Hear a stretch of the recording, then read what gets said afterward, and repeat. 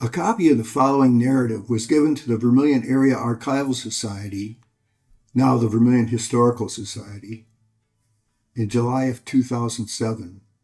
The essay appeared in the Sesquicentennial Vermilion, Ohio book, published in 1987. This audio narrative of that essay is taken from the original handwritten manuscript and has not been edited, except in places where I thought further explanations might be necessary. I've added photographs throughout the piece that closely correspond, or as close as I can get, correspond to the narrative as it unfolds. It's my sincere hope that persons interested in the history of my town, our town, Vermilion, Ohio, will be pleased with both efforts. Now, on delay.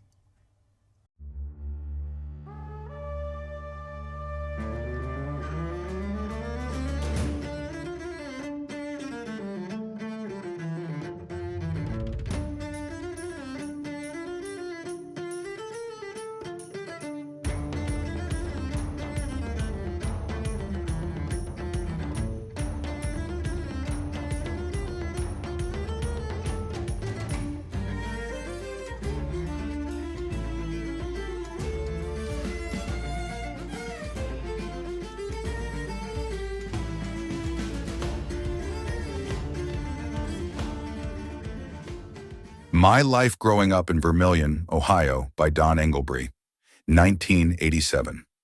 As a boy growing up in Vermilion, I remember a small village with no paved roads, not even Liberty Street, no inside plumbing, no electric lights, and coal and wood stoves for heat. We had no automobiles. Our only means for local transportation was by horse and buggy or the old Lakeshore Electric Railway. The Lakeshore Electric Railway reminds me of our early electric lights. The source of our power was the same as the railway. It was 25 cycles, which is poor at best, and when one of the electric cars would leave the depot, later Firelands Bank, coming from the east part of town, it required so much power to get the car up the hill uptown that your lights would dim down to about candles. Life was certainly much different in those days. We were more fortunate in some ways than those living in inland towns, for we had the lake and river for recreation.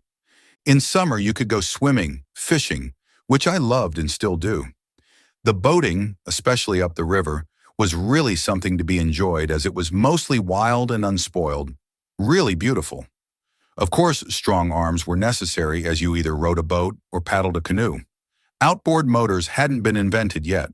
There was, of course, some inboard engines being used in some old flat-bottom boats, like old jibs, also a few power boats, then called Napa launches. I remember Jim Corbin had one that would seat about a dozen people, and he would take people for a ride out in the lake for 5 cents apiece. In winter, the lake and river provided excellent ice for skating and ice boating. We had large ice boats.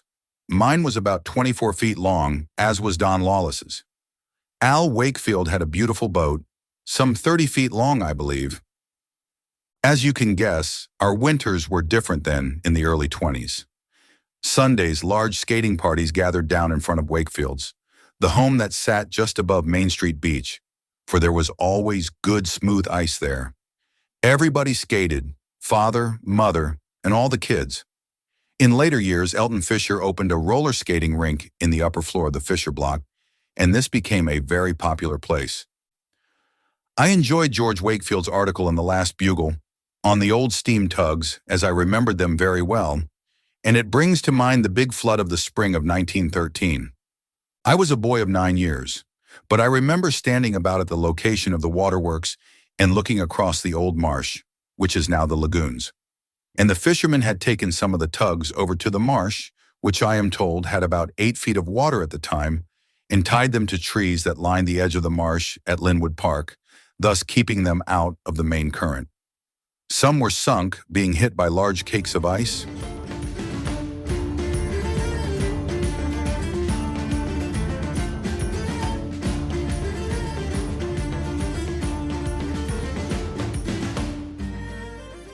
In my early days of Vermilion, you were either a fisherman or sailor, a farmer or a professional or businessman.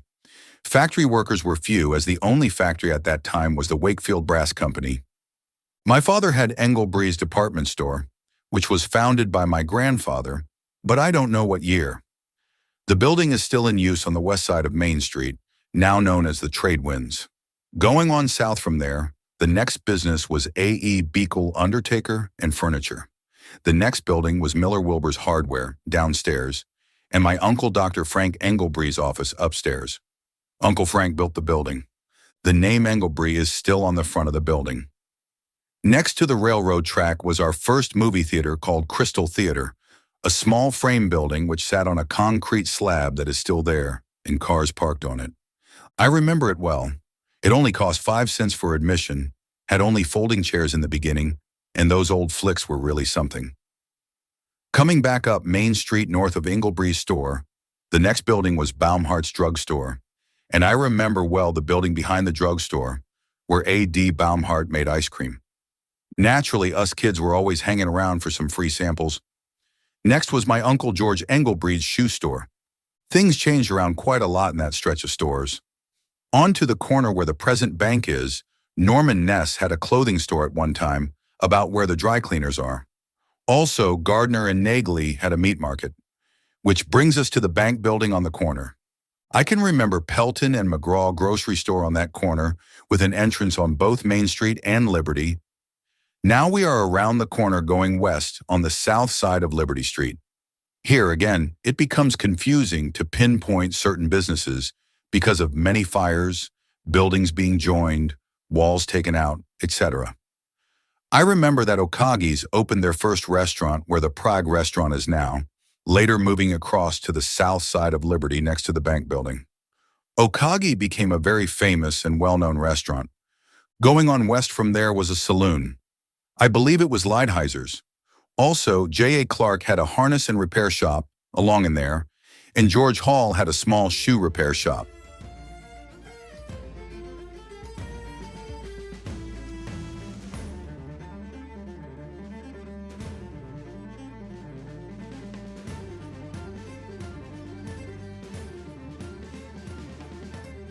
George Kropp and Son had a meat market in that area. Next was my Uncle Louis Englebry's clothing store, which is now the Liberty Theater. Next was a 2-storefront building with the Western Union Telegraph on one side, and on the other side the Vermilion news gift shop.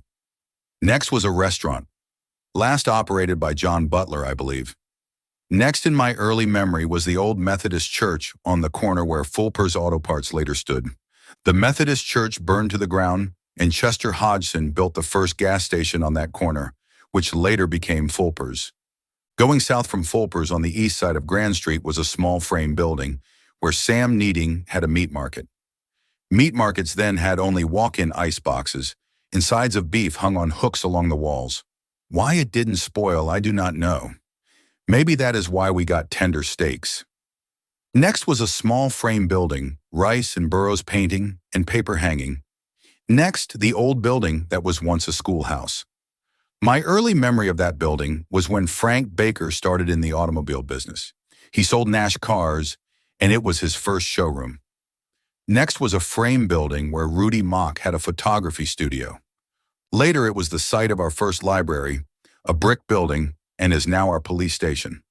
Going on over the railroad tracks was first a house, then the Vermilion News Building, which still stands much like it was. They published the Vermilion News, a real good small-town paper, and did a good job of printing.